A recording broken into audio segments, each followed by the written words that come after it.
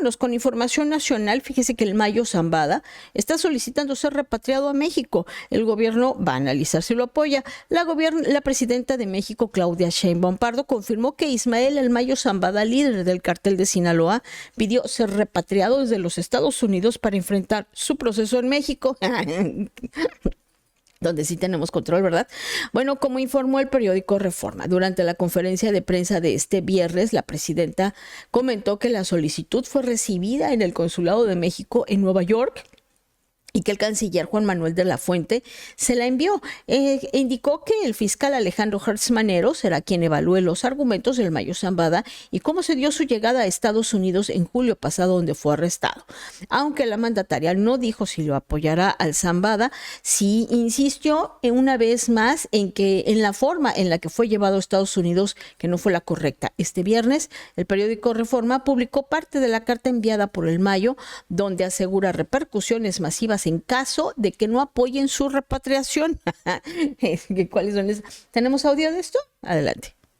Sí, en la mañana nos envió el canciller, en efecto fue recibida en el consulado de Nueva York, creo, esta solicitud.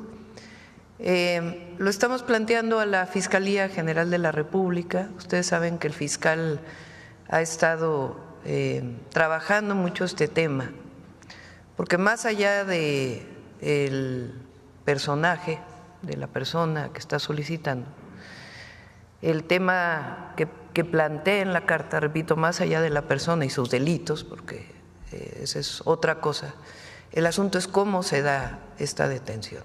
Entonces, el fiscal tiene ya una carpeta incluso abierta en este sentido, y si les parece, el martes, que es el informe de seguridad, que nos pueda decir cuál es el avance, qué información se le ha pedido al gobierno de los Estados Unidos y qué es lo que procede en este caso. ¿Existe la posibilidad de que el gobierno de México interponga una protesta formal por la violación del tratado que impide secuestros transfronterizos, una protesta hacia el gobierno de Estados Unidos? Lo vamos a revisar. Repito, más allá de esta persona y los delitos que haya cometido, el asunto es el derecho de un ciudadano mexicano frente a ser juzgado allá sin haber seguido todo el procedimiento. Supongamos que haya sido otra persona, pero imaginemos otra persona, porque este personaje pues tiene sus delitos y lo que haya cometido en México, tiene sus propias órdenes de aprehensión en México. Pongamos otra persona, un ciudadano cualquiera que es perseguido en Estados Unidos y que se lleva a Estados Unidos sin ninguna participación del gobierno de México. Imaginemos, porque luego supongamos un ciudadano de renombre, cualquiera que esté sea, pero que Estados Unidos dice que tiene un delito, lo lleva allá y se juzga con pena de muerte. Entonces, sí hay un tema en la carta que está enviando que tiene que ver con la soberanía y el juicio. Repito, nadie está defendiendo al personaje, sino el hecho. Entonces, la Fiscalía ha trabajado mucho este tema y lo vamos a revisar con el fiscal, y el martes, si les parece, que viene a la reunión de seguridad, o a la mañanera de seguridad, aparte de la reunión, que pueda informarnos. Presidenta, jurídicamente el gobierno de México puede solicitar al de Estados Unidos, por ejemplo, que no se le aplique la pena de muerte a este personaje. Si quieren, el martes que lo podamos. Bueno, aquí la cuestión es esta parte que entiendo que es lo que la presidenta está dejando muy en claro. No es la defensa de los actos criminales en los que pudo haber incurrido el Mayo Zambada, es la manera en la que fue sacado de México, que aparentemente es con engaños, donde sí hay como que un montaje de parte del Estado, porque lo que primero es que se sabe es que lo citan y que se iba a reunir hasta con el gobernador y que el gobernador no andaba ahí, que el gobernador resulta que estaba del otro lado haciendo una visita, vaya usted a saber de qué, y lo trepan a una avioneta y lo cruzan, ¿no? Y lo entregan a las autoridades norteamericanas. ¿Lo entregan quiénes? Los chapos. Entonces, aquí es un tema de que cualquiera diría, o sea, la presidenta va a defender a uno de los más grandes narcotraficantes de México. No precisamente, aunque se pudiese interpretar de esa manera. Pero la manera en la que fue sacado no fue precisamente un proceso de extradición, ¿verdad? Entonces, pues eso es lo que creo que se estaría peleando, ¿no? O que tiene este señor en su favor, que fue una, pues ahora sí que fue no secuestrado, sino privado de su libertad, cruzado a Estados Unidos y entregado a autoridades norteamericanas, ¿no? Entonces, pues es lo que cualquiera en derecho le llama el árbol podrido, no sé qué, ¿no? Que te pudre todo lo demás. O sea, si la raíz de la forma en la que este señor llega ante la justicia estadounidense, pues está chueca, pues no hay forma de que, y todavía que lo quieras condenar a pena de muerte, digo, todavía está peor, ¿no? El asunto. Mire, la Casa Blanca advierte el infierno para los carteles mexicanos. La Casa Blanca indicó que los carteles de la droga están sobre aviso y amenazó con abrir las puertas del infierno. ¡Ay, Dios! Confía contra ellos para garantizar la seguridad en la frontera de México. Desde que regresó al poder el 20 de enero, el presidente estadounidense Donald Trump declaró la guerra a los carteles del narcotráfico en México, a los que acusa de ser fabricantes de fentanilo, un opiáceo sintético 50 veces más potente que la heroína, que causa decenas de miles de muertos por sobredosis al año en Estados Unidos. Apenas esta semana, Estados Unidos designó como organizaciones terroristas globales a 6 grupos mexicanos: el Cartel de Sinaloa, el de Jalisco Nueva Generación, Carteles Unidos, el Cartel del Noreste, el del Golfo y la Nueva Familia Michoacana. Añadió a la lista la pandilla M13 o Mara Salvatrucha y el Tren de Aragua, una banda creada en Venezuela. Por otra parte, le comento que Birmex entregó millones de pesos para medicamentos, pero no hay pruebas de que se entregaron.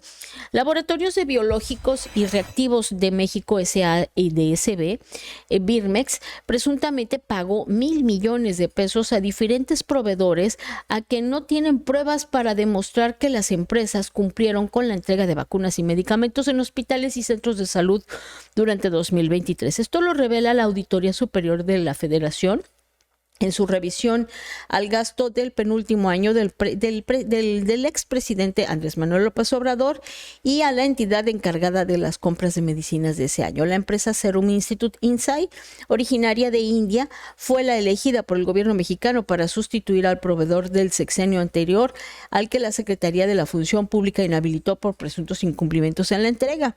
En lo que se detectó como faltante fue un pedido multianual por 858 millones de pesos por 1,579,553 vacunas para el tétanos, 323,000 y tantas vacunas contra la difteria, más de 56,000 vacunas de hepatitis B infantil, 330 y tantas mil vacunas de recombinante contra la hepatitis B adulto, 182,000 y tantas vacunas contra el sarampión y más de 3 millones de vacunas de rubiola. También se registraron pagos superiores a los 825 millones de pesos que se destinaron a una empresa de insumos del ISSSTE, pero no se tiene documentación de que el servicio se haya efectuado. Como siempre, el tema de la corrupción en las secretarías de salud, ahí está presente.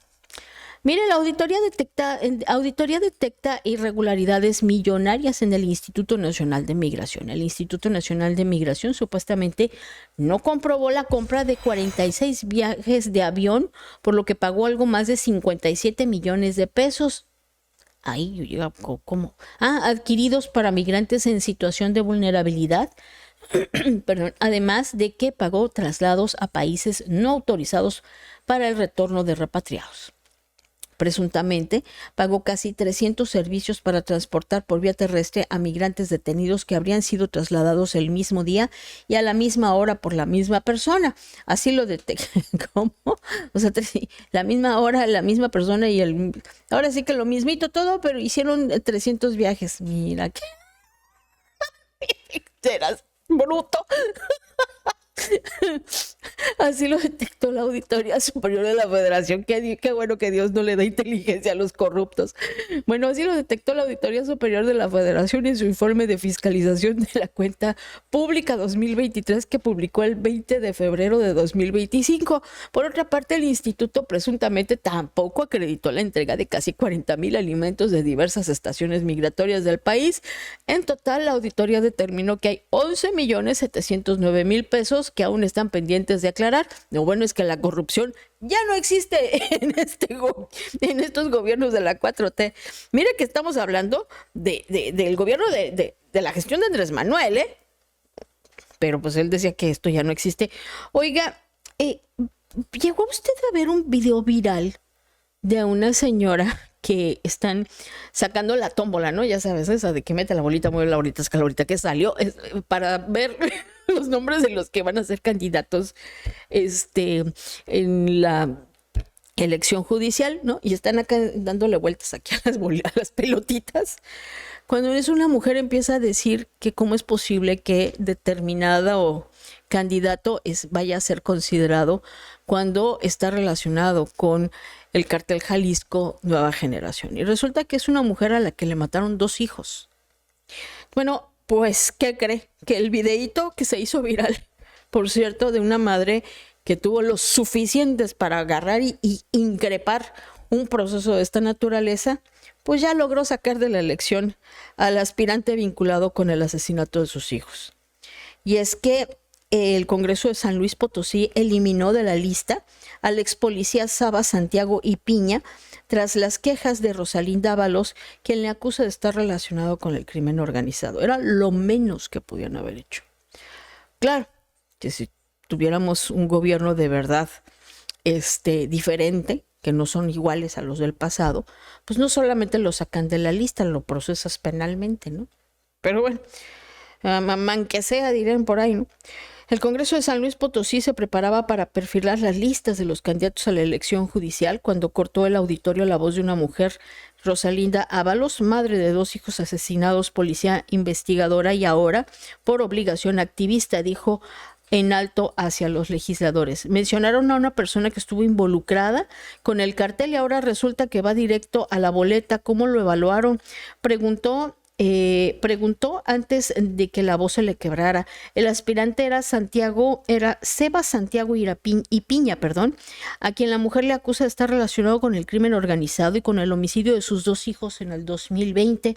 El ex policía había sido seleccionado por el Comité de Evaluación del Poder Legislativo como candidato al puesto de juez de oralidad penal para los comicios del 1 de junio. Tras las protestas de Rosalinda, el Congreso del Estado decidió sacarlo de las listas. ¿Cuántos tenemos así ahorita en estas tómbolas? A lo estúpido que hicieron, ¿no?